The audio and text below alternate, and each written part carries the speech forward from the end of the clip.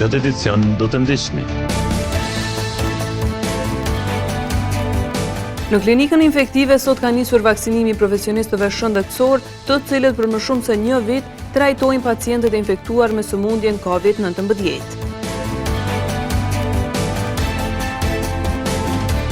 Në spitalin e Gjakovës vazhdimisht po ka viktima si pasojë infektimit me virusin korona. Viktimat varosen sipas rekomandimeve të Institutit Kombëtar të Shëndetit Publik.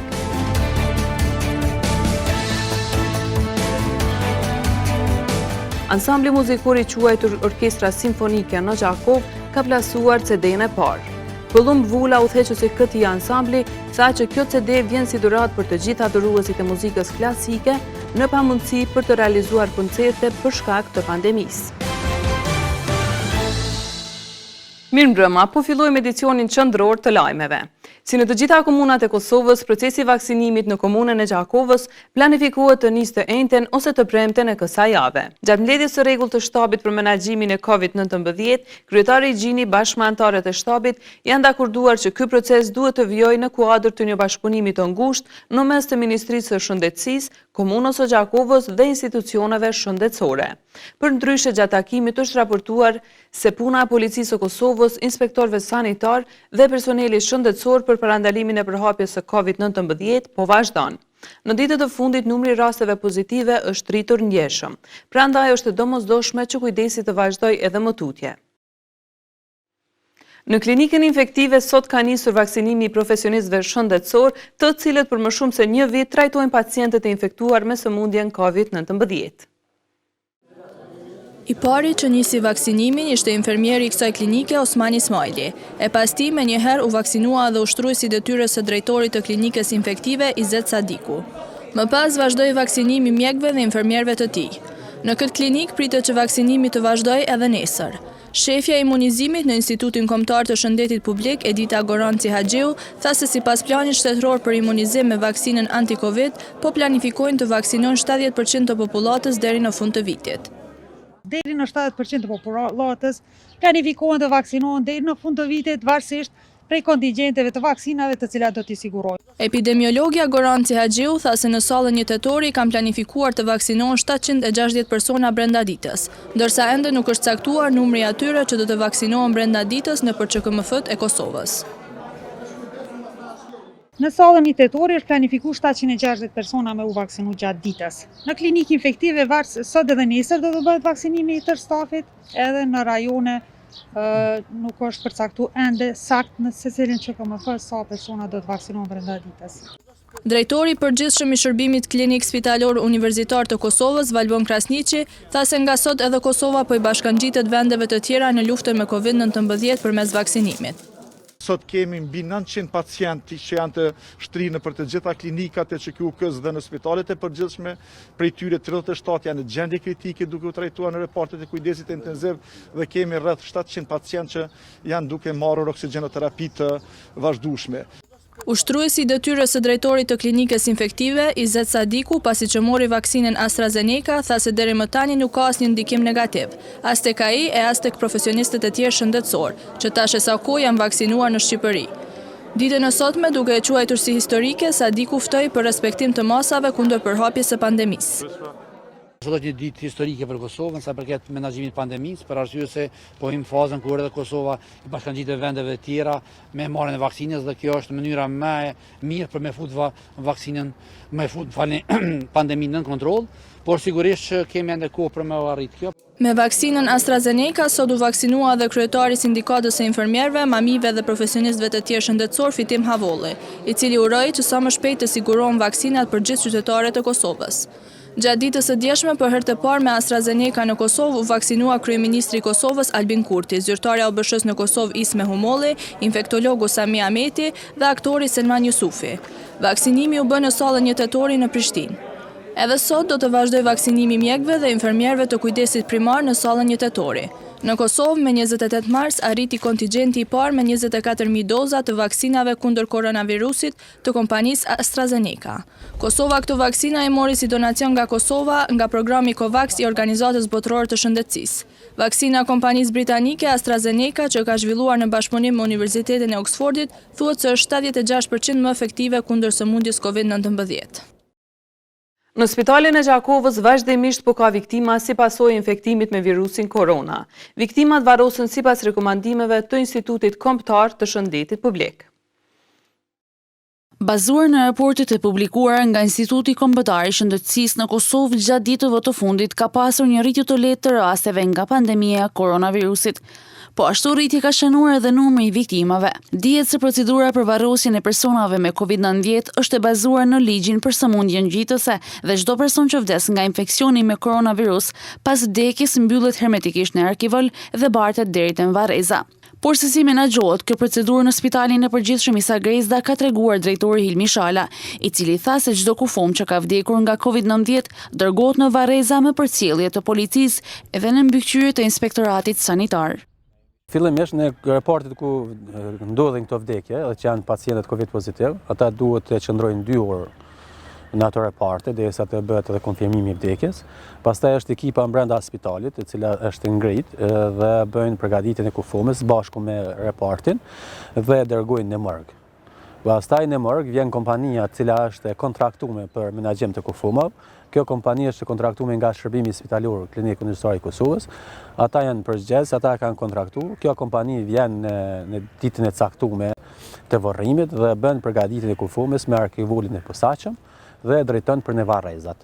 Në varreza monitorimi bëhet nga inspektorët komunal dhe nga policia e Kosovës. Procedura varrimi çdo herë ka shkuar sipas rekomandimeve, por për shkak të situatës së ndjeshme, shpeshherë familjarët kanë pasur mosmarrëveshje. Familjarët nga një herë, nga dhimbja, nga ato nuk na kanë kuptuar, po ne i kuptojmë për shkak se kanë pas dhimbje, kanë dashur të tërheqin kufumat edhe pse kanë qenë pozitiv. Mirë, po kemi arritur që t'ja u shpjegojmë rastet se për shkak të sigurisë tyre, të familjes tyre, kufumat të cilën pozitiv duhet të varrosen në kushte të sigurisë. Përndryshe dje është raportuar një vdekje si pasojë e virusit në Spitalin e Gjakovës, ndërsa aktualisht këtu janë të hospitalizuar 90 pacientë që po trajtohen për COVID-19. Sot janë 90 pacientë të cilët janë të hospitalizuar. Për momentin kemi hapësira për pacientë. Nëse është nevoja, në bazë të skenarit që paraqitet edhe në komunën tonë, jemi të gatshëm të shtojmë prapë kapacitete spitalore për pacientët e COVID, kështu që çdo pacient që i drejtohet spitalit tonë do ta merr ndihmën e kërkuar. Përveç pacientëve, këto ditë ka pasur rritje të rasteve pozitive edhe të stafit mjekësor. Unë kujtoj që kjo ka ardhur për shkak të rritjes së numrit pacientëve që kemi në institucion, po pak është ulje edhe vëmendja pak e personelit shëndetësor në zbatim të masave. Kemi kërkuar edhe një herë që gjitha masat, rekomandimet udhëzimit të zbatohen edhe nga personeli shëndetësor, në mënyrë që të mbrojnë fillimisht veten për pacientët edhe qytetarët e Kosovës. Vlen të theksohet se nga Shqipëria janë 7 pacientë që po trajtohen për koronavirus dhe numri i shtretërve të lirë është 45. E për të parë si është situata në shkollat e Gjakovës, ne jemi interesuar të marrim informacione në drejtorinë e arsimit, ku na kanë thënë se gjendja me COVID-19 është stabile. Gjendja me COVID-19 nëpër shkollat e komunës së Gjakovës duket se është stabile. Drejtori i arsimit Gjevalin Nikol Biba i tha se po punojnë intensivisht me task forcën komunale dhe shkollore, duke marrë të gjitha masat e nevojshme që ta mbajnë në kontroll këtë situatë. Ai tregoi edhe numrin e të infektuarve. Gjendja me COVID në shkollat e komunës Gjakovës është 27 stafet arsimor dhe 31 nxënës të infektuar. Nikol Biba i tuti shtoi se që nga fillimi i pandemisë vetëm në shkollën e Xhmedin Nixha është praktikuar skenari C, ndërsa për momentin janë 3 klasë në 3 shkolla të ndryshme që po mbajnë mësim online. Në 3 shkolla janë 3 klasë që janë me mësim online. E kemi një klasë në shkollën Yll Marina, një klasë në shkollën Menduraku dhe një klasë në Mustafa Bakia. Si pasojë e infektimit me COVID-19, një profesor në shkollën Pjetër Muçaj në fshatin Gus ka ndërruar jetë në moshën 64 vjeçare, e i cili është rasti vetëm në këtë komunë.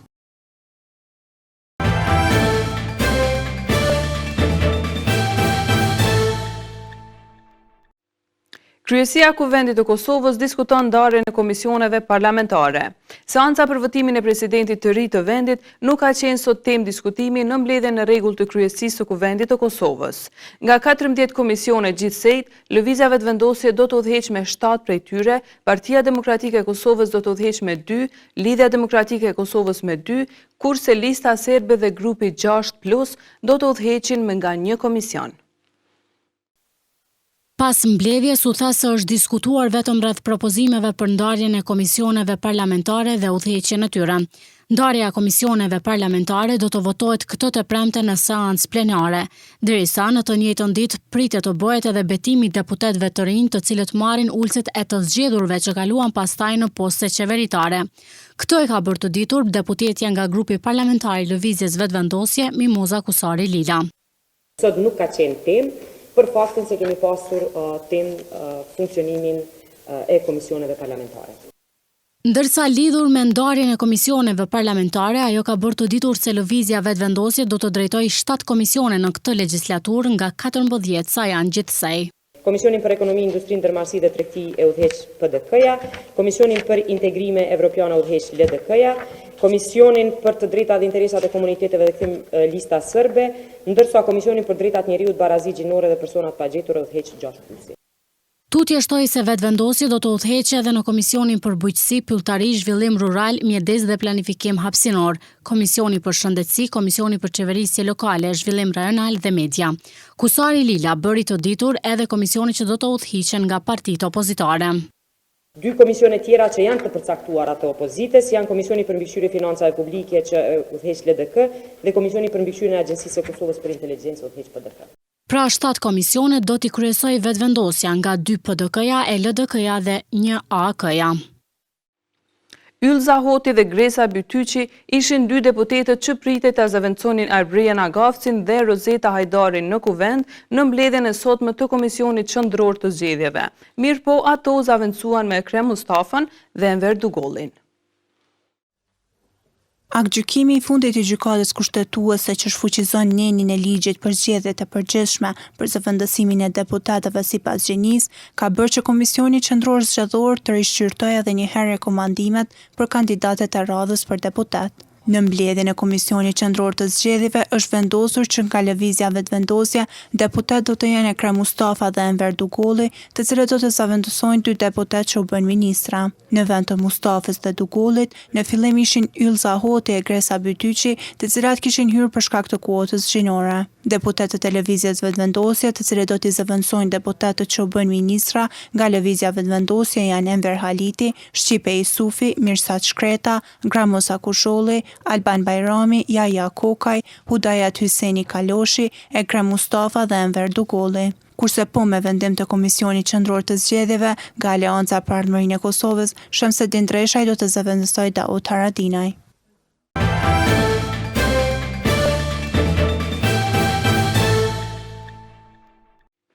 Gjimnazia e Dardushi i është shtuar edhe një vepër artistike. Nxënësja Berna Ajdini ka realizuar një mural me motive të veçanta në hapësirat e hollit të shkollës.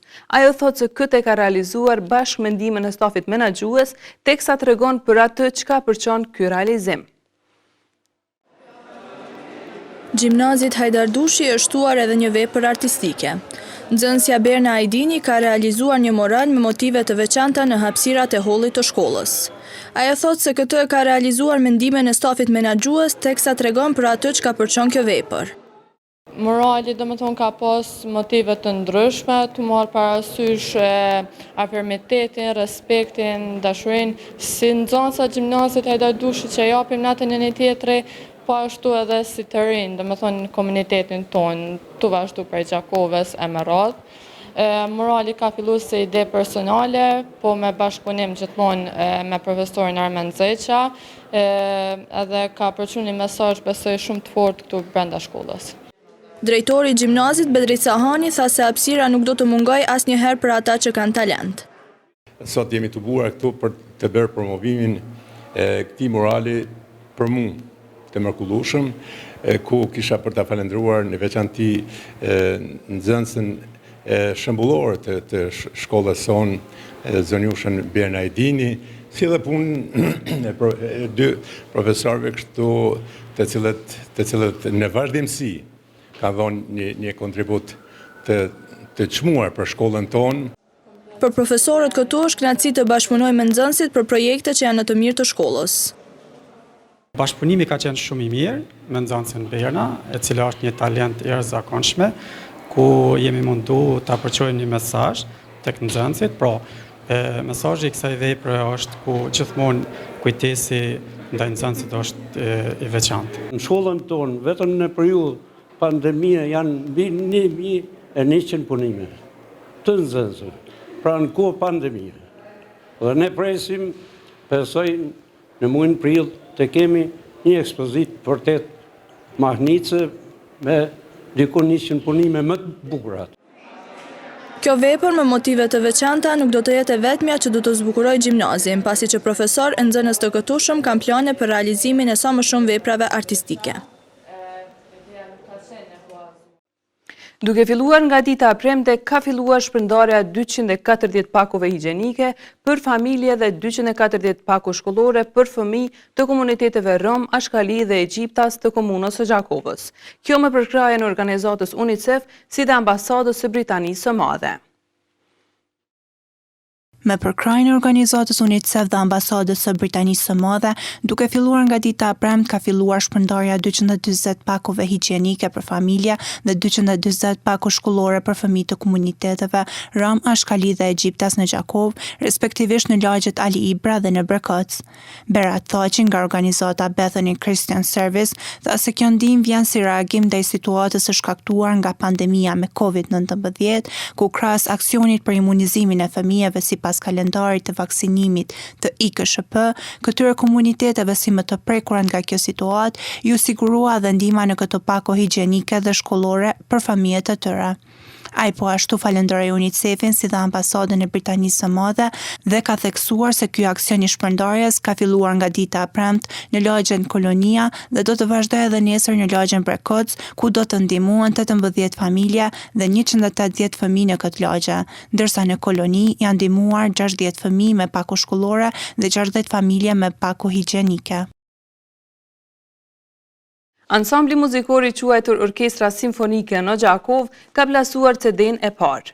Pëllumb Vula, udhëheqësi i këtij ansambli, tha që kjo CD vjen si dhuratë për të gjithë adhuruesit e muzikës klasike në pamundësi për të realizuar koncerte për shkak të pandemisë.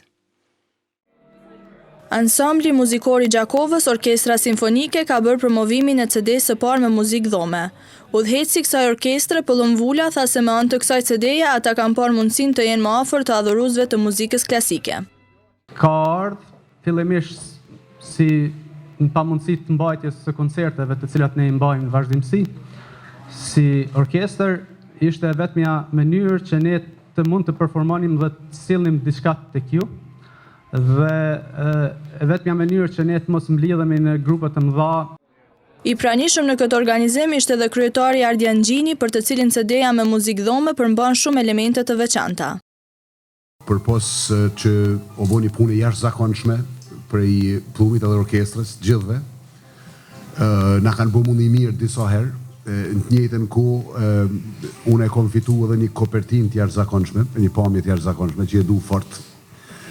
Po në tjetër kohë kam fituar një dhuratë, cilën kanë më marrë gjithë ata që kanë më taku në zyrën time në komunë. Po e shohim që kur ka vullnet, kur ka njerëz që dojnë, kur ka njerëz që dinë, prapë ndodhin gjëra të mira, sigurisht dhe kjo performancë ju janë këtë CD. E ata që punuan me përkushtim për këtë realizim treguan për punën në këtë projekt.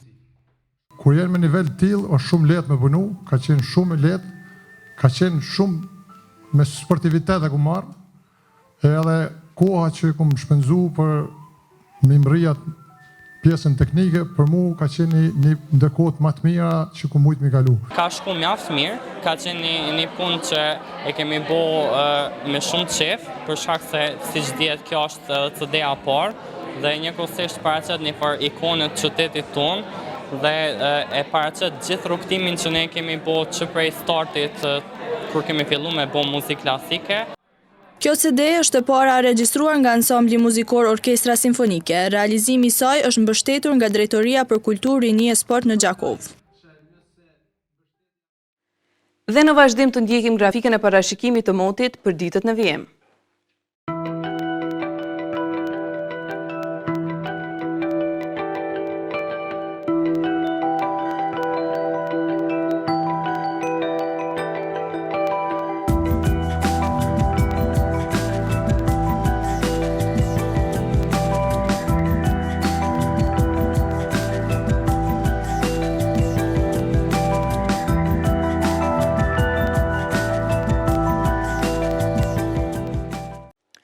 Para se të ndajemi të ndjekim edhe njëherë disa nga informacionet kryesore të këtij edicioni. Në klinikën infektive sot ka nisur vaksinimi profesionistëve shëndetësor, të cilët për më shumë se një vit trajtojnë pacientët e infektuar me sëmundjen COVID-19. Në spitalin e Gjakovës vazhdimisht po ka viktima si pasojë infektimit me virusin korona. Viktimat varosen sipas rekomandimeve të Institutit Kombëtar të Shëndetit Publik.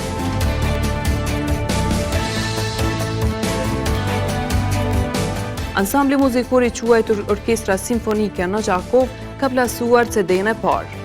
Pëllumb Vula, udhëheqësi këtij ansambli, sa që kjo CD vjen si dhuratë për të gjithë adhuruesit e muzikës klasike në pamundësi për të realizuar koncerte për shkak të pandemisë.